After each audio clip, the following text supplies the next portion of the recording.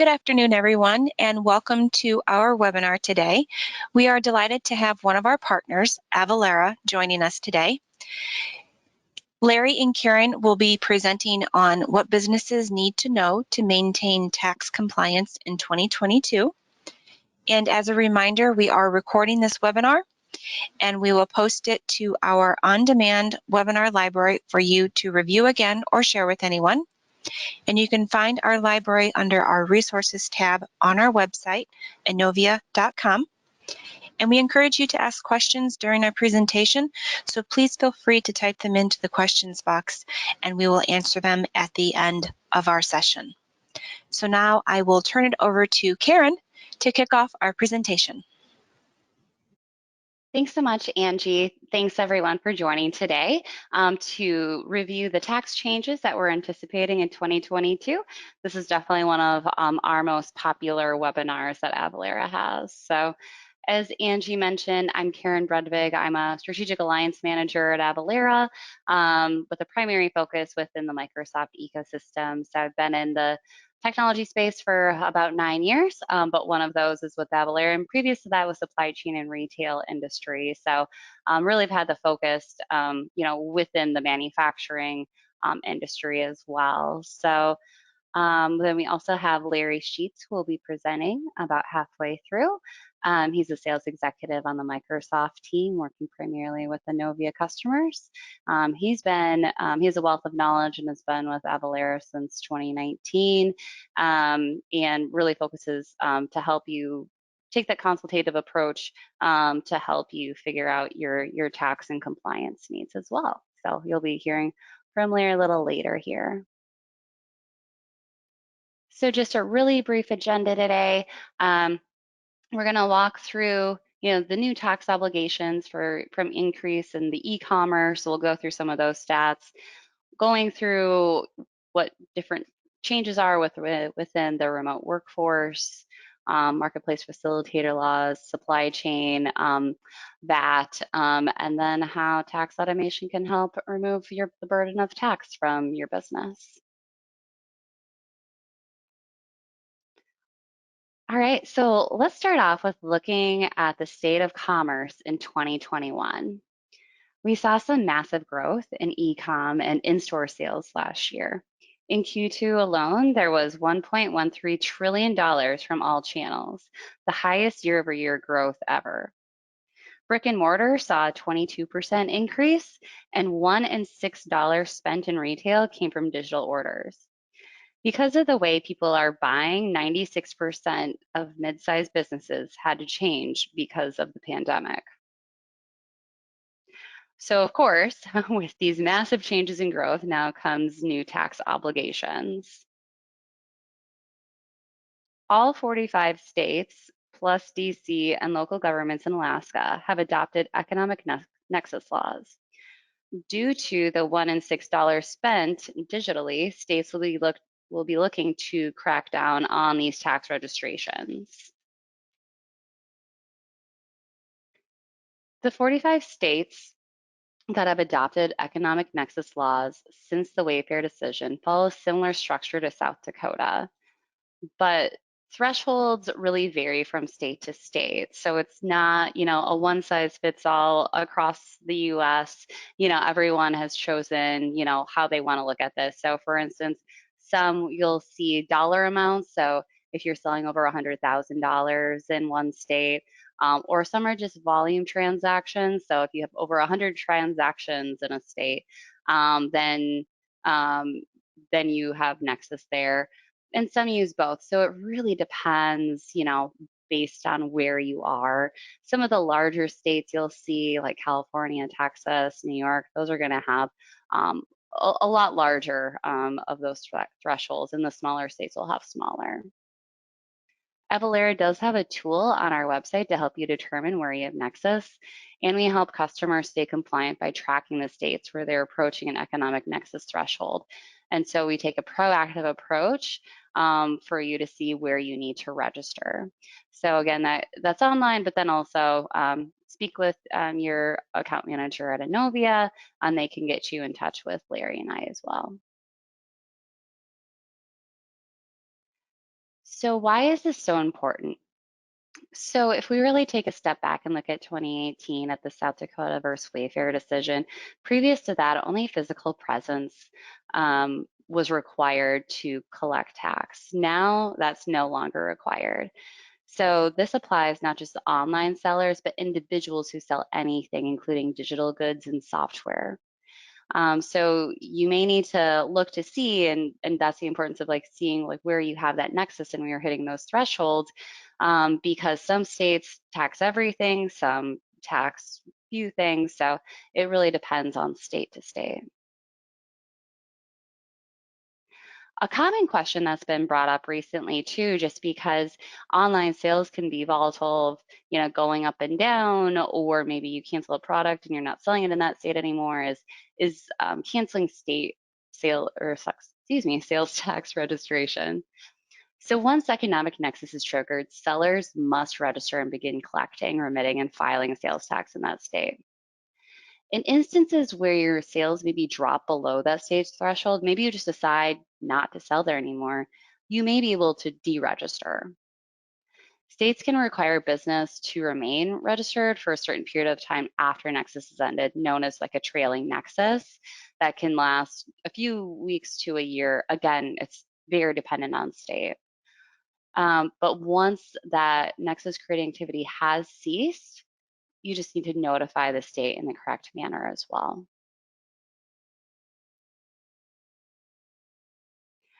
Beyond retail sales, the pandemic has changed how we work. Remote working has changed the way businesses are being taxed as well. Some states temporarily exempted remote workers during the pandemic, but states are slowly letting these exemptions expire. So you'll definitely see maybe in 2021, but definitely in 2022, a lot of those exemptions starting to slowly expire as we're getting back to normal. So who else has changed the way they work, working remotely? Auditors. Some states were forced to move to a virtual audit system, which allowed more time for the auditors to do more audits. So you're seeing those more frequently now.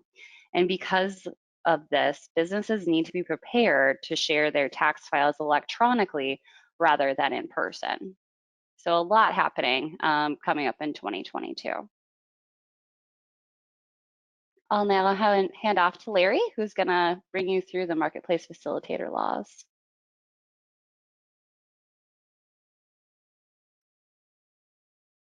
Great, thanks, Karen. All right, so Karen just discussed a lot of complexity since late 2018 on the economic nexus front. We refer to that initial decision as the Wayfair ruling. Now we're going to dive into the marketplace facilitator laws, which is commonly referred to as Wayfair 2.0. This is really the next evolution of economic nexus and especially impacts businesses with a e-commerce online sales channel. Oops. All right, so let's define these terms very briefly. A marketplace, think of it as a location, either physical or virtual, that allows businesses to have their own store within that platform. And then a marketplace seller is that small business located on that platform. Typically, the most common marketplaces that we deal with are Amazon, especially through the FBA program, as well as other platforms like Walmart, Etsy, even Patreon. So if we think of 2018 and that June decision as the biggest change to the sales tax regulation landscape in history, this is the next iteration of that. Each of these states is getting its arms around what these new requirements are, and then what those compliance standards are for businesses selling into that state. How they are then extending this over to marketplaces and marketplace facilitators is unique as well. In the Wayfair ruling, each state has pretty common thresholds, basically above a certain revenue threshold or a unique order threshold or a combination of the two, you're required to register and start collecting and filing in that state. the marketplace facilitator difference is in a lot of states, the compliance for that marketplace is left up to the marketplace itself. If we take Amazon especially, they choose to collect and remit to that state on a seller's behalf, but they do not do filings. So that's one area where a business needs to be cognizant of its obligations. And that also differs from how Etsy chooses to handle it, Patreon, Walmart. There's a lot of additional complexity there. All right. So to kind of further illustrate that point, 45 states have now adopted marketplace facilitator laws. One other caveat of all of these regulations is, since they're so new, each state is figuring out how they want to address them. So we saw in 2018 an initial rollout, and then 2019 and 2020 a shift for Wayfair regulations to capture more exempt or B2B sales. So we expect, while 45 states have adopted marketplace facilitator laws, we expect their requirements and overall standards of compliance to change as well. So I bring these points up to just illustrate how important it is to have a solution that's flexible, scalable, without sacrificing your standard of compliance. All right, so as I mentioned, states are refining marketplace laws to include food delivery and lodging marketplaces as well. Think your Airbnbs, your Uber Eats. This is new within the last couple quarters as well. Okay, let's kind of zoom out over these next couple slides and discuss really the on-the-ground impact of COVID to businesses regarding to labor as well as supply chain. The long and short of it is most businesses that have survived through COVID as well as thrived have had to run lean. Manpower shortages, factory closures, difficulties getting goods from suppliers, some of whom may be outside the US into the US. We've seen major disruptions to those changes. So the impact on tax obligations has dramatically increased as well. Long story short, businesses are having to do more with less. So these menial tasks of, are my products taxable or exempt? You know, if they are taxable, what's the rate? Has that rate changed? Has, you know, the jurisdiction in Colorado updated how they view my product versus our home base in California? Bringing on new suppliers, are they familiar with their exemption requirements? If they do want to remain tax exempt, are they providing me the correct documentation? How are we handling drop shipping? Who's liable for that tax due? As well as refunds. So there's a lot of complexity. So the way successful businesses are meeting these constantly changing and evolving criteria is through automation. So predominantly, we've been talking about the US, but let's touch briefly on the international compliance landscape and the added complexity with both charging VAT as well as the e-filing process that's becoming more and more the norm globally.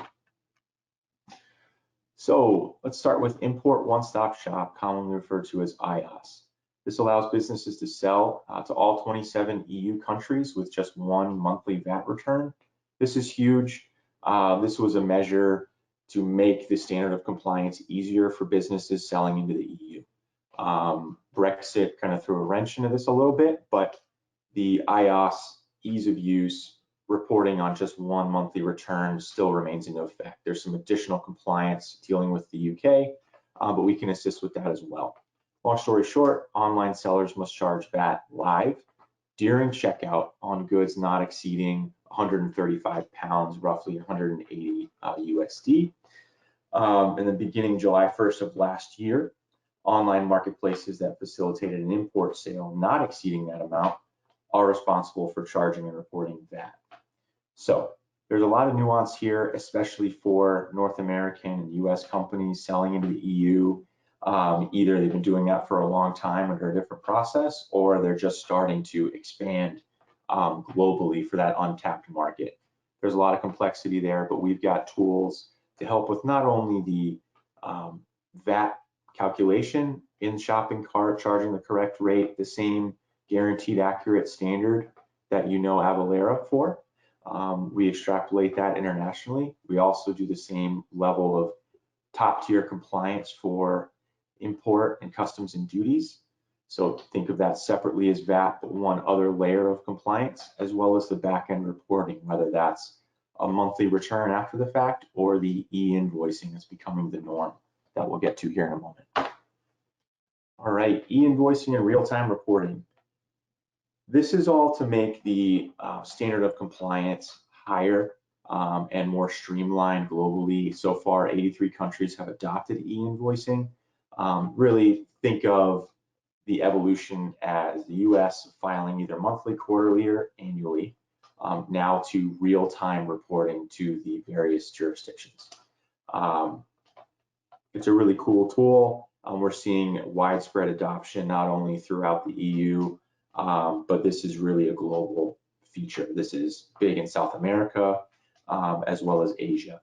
So Hungary and South Korea have some of the strictest requirements.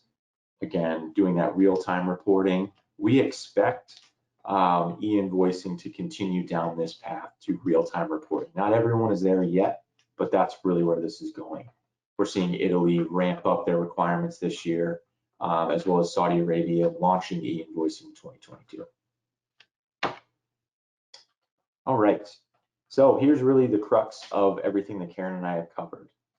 How is tax automation going to remove this burden, especially since COVID, as well as the Wayfair and Marketplace Facilitator laws have added complexity to companies already running a lean workforce on the finance side? Automation is the name of the game. We're the only vendor that guarantees we will calculate accurately on each and every transaction. It's efficient. We do that by tying directly into any system where you would need a sales tax calculation. Typically, that's your e-commerce shopping cart platform, whether that's through a third party, think Shopify Plus, Magento, K-eCommerce, anything of that nature, or one that you built in-house. We've got best-in-class API, so if you choose to write your own integration, you can absolutely do that. Roughly 40% of our customers integrate to our solution that way. The other main tie-in point for us is into your ERP, and then to a smaller percentage of CRM tools for businesses that, for example, have salespeople in the field to quote on site, things of that nature. Customer satisfaction is huge for us. We have a over 98% customer retention rate. Really, that's unprecedented in the industry. Risk management is really the name of the game, especially with constantly evolving complex compliance requirements. So risk management is paramount to everything we do. We want to decrease your risk, allow you to continue to grow and do what you do best. In Avalara speak, it's allowing your key resources to focus on higher value work rather than the manual and menial tasks of sales and use tax compliance, whether that's in the US or globally. To that end, business growth is really an added ROI that we look to augment for you, freeing up those resources to really do what you do best. Kind of use cases that we've seen in the last couple years, especially through COVID, is through automation. Companies have not had to add additional highly skilled headcount. Typically, we classify that as workers, and on the finance side, especially making roughly 6 figures just to deal with this burden. We've seen businesses continue to run lean and reallocate that budget elsewhere, either adding key employees to other more important areas that will facilitate growth versus remaining in compliance. So this is really an end-to-end solution that's guaranteed accurate. It runs efficiently in the background of all your systems. Really what we need to hear from you is on the front end where your obligations are and where you see them growing based on the growth of the business, and then we'll work with you to develop a solution that scales with you. This is a little bit more about our end-to-end compliance suite. We've discussed calculations and filings as well, more in depth. And then the documents and license kind of middle pieces here we touched on briefly. The documents is really for your B2B wholesale exempt customers. We've got the best-in-class platform for managing those. And that's not only managing, but that's also collecting and validating and renewing those documents. So like all things sales tax related, each state in the US is allowed to have their own renewal requirements as well as form standardization. Our platform guarantees that what you're collecting is the correct form, and we give you a tool that makes sure you're able to renew, whether you do that in-house or you have us do that on your behalf. It's done well ahead of the renewal window. Through recent acquisition, we've brought on board business licenses. So any business license, whether that's a state sales tax registration or permits for bars, restaurants, construction, anything in that space, we have a customizable, easy to use solution to address that need as well. Then the back-end reporting as well as business insights into your growth as well as the growth of your compliance requirements really rounds out the picture here. So we'll stop here. We've covered a lot of ground. I'm going to stop for a few minutes and answer any questions that you all may have.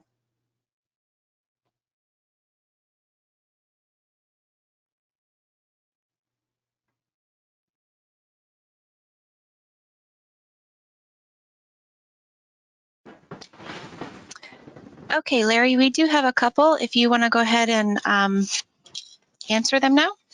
Sure. Okay, the first one is, how does a customer handle historical liability if they haven't registered anywhere but have exceeded thresholds? And then there's a part two, how difficult is automation to implement and set up? Great questions. So we'll start with really what our typical workflow is. And I'm the customer facing rep for our partnership with Innovia. So every Innovia customer that has onboarded into our solution, especially in the Microsoft space, has gone through this. Establishing not only your current Nexus footprint, but that piece of historic liability is one of the first things we're going to do at the initial engagement. We need to know where your obligations are and where you see them going. That's through an easy to use template that my team has put together that's free to use and will quickly, definitively tell you where your obligations are, whether you're already registered or need to pursue registrations. And then if we need to look at historical nexus, it's a unique historical liability. This is a unique offering that we have at Avalara. Rather than needing to farm a customer out to a third-party CPA firm, we actually have a team of about 10 former state auditors on our tax advisory staff that can do more in-depth nexus analysis, as well as risk assessments for historic liability, as well as pursuing voluntary disclosure agreements on an individual state level to mitigate or otherwise eliminate penalties and fines for failure to register an uncollected tax. So we can do all of that in-house. The next step, I believe, to address the second question is how easy it is to automate and implement. Really, we've taken a unique approach since we were founded in 2004, and that's to, rather than write individual customized integrations to systems, we've gone out to the major third-party companies like Microsoft, NetSuite, and worked with them to write our own integrations to those systems. So really, as part of the scoping process where we establish Nexus, we're also looking at what systems and what versions you're using. So we can essentially go on the shelf, look at what integrations you need, pull them off, and assist you in plugging them in. We've seen it as a much more efficient implementation process, which Innovia is actually a certified implementer of our solution, which is cool. It's a better customer experience. It's more efficient, it's faster, and it's cheaper than doing an individual customized solution for each and every customer. So that's kind of how we do what we do. Okay, thank you. Another question is, did I hear that if I join SST and have Avalara as my certified provider, they will calculate and file for free in states where I trigger economic nexus? That is absolutely correct. It's a unique differentiator for us at Avalara. We are one of the first certified service providers for the Streamlined Sales Tax Organization. And what that means is if a business's nexus trigger is only economic, then in up to 24 states in the US, you could have your Avalara compliance subsidized by those states. That means you would get free registrations if you're not already registered, free calculations, free filings. Most importantly, and this is why most businesses leverage this program if they qualify, is free audit support. If Avalara is providing our end-to-end solution to you in one of these 24 states, we back everything we do and we'll be your audit liaison in the event that state comes calling. Okay, thank you. And what do you see going forward in terms of economic nexus? We see really a constant evaluation of those thresholds on a state-by-state basis. So the rough average threshold in late 2018 after the ruling and about midway through 2019 was roughly $250,000 in taxable revenue and 250, sometimes as high as 500 unique orders, or a combination of the two. What states quickly realized is that they were completely missing the boat on businesses with highly B2B centric sales channels and smaller businesses that weren't hitting that 250K in taxable revenue. So we saw in probably late Q3 of 2019 through the first half of 2020, most states that had those regulations already on the books lower them to about that $100,000 threshold, but capturing gross receipts, not just focusing on taxable sales, and lowering the order threshold to between 100 and 200 unique orders to capture more businesses. Does that mean those businesses would then have to collect when they're still B2B? Likely not, but it does require them to register and likely file something called a $0 return. Basically, you're in compliance with the state and you're on their radar for an audit. So it wasn't widely broadcast that those changes took effect, but the benefit of using our solution is businesses that were already using our solution saw those changes take effect, and we flagged them as, hey, you likely have Nexus in this new state given a recent change, because as those changes come online, they're immediately pushed through our engine, and the landing page for each Avalara customer is a heat map of your Nexus obligations. So it's proactive, it's highly visible, and updated in real time. So to answer your question, we would see kind of a constant evaluation from the states on an individual basis to essentially require more businesses to register so then they can come and audit. Okay, thank you. And the last question that we have is, where do you see most businesses being audited and receiving fines? Great question. So and this is coming from auditors themselves, mostly through our tax advisory staff who communicates with their old coworkers, so to speak. The low-hanging fruit for auditors is exemption certificate management. So when you're selling through your dealer network or just a tax-exempt entity, having the up-to-date document on file for that customer to prove why you are not collecting tax is one of the first things they look at, predominantly because most businesses are not fully compliant in that area. It's difficult. Historically, it's been difficult to automate and really stay on top of the changes by state. For example, California does not require annual renewal.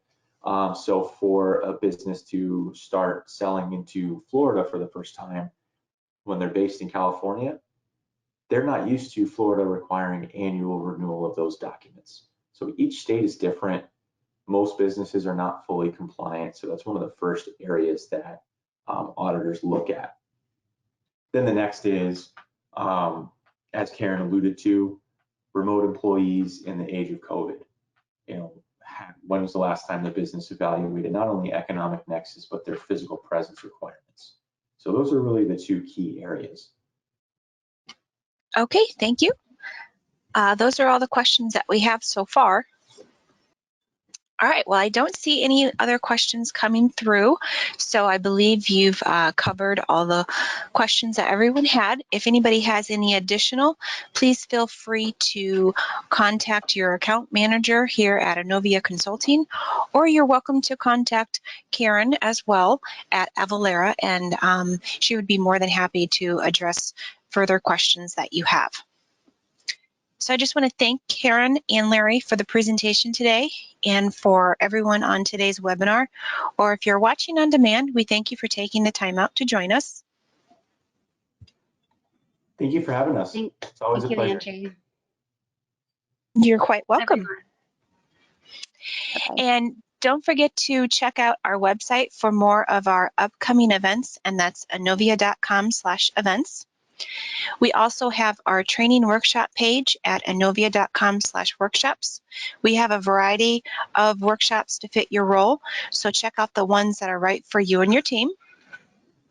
And if you haven't heard of our latest Inovia Conversation podcast, we have a library of podcast episodes for you to listen to, and you can learn more on our podcast page, and that's inovia.com/podcast. So browse our selection and subscribe so you'll get notified when those new episodes air. And don't forget to check out our conference page, inovia.com/conferences. Our customer conference is coming up on May 4th and 5th at the University of Notre Dame. This is a free event for you to attend. Make sure you read up on all the details and register today so you can come and meet Larry and Karen, the Inovia team, and our ISV partners and clients. All right, well, we thank you again for joining us. Thank you again, Karen and Larry, for the presentation, and we look forward to seeing you soon at another Inovia webinar. Take care, everyone.